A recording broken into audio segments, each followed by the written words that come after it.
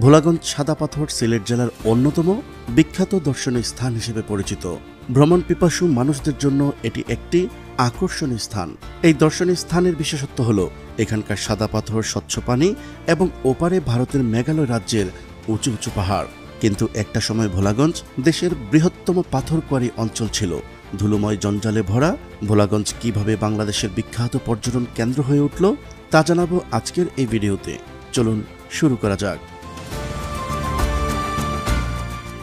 সিলেট জেলা নয়নাভিরাম প্রাকৃতিক সৌন্দর্যের জন্য বিখ্যাত, আর ভোলাগঞ্জ সাদা পাথর এর অনন্য এক উদাহরণ।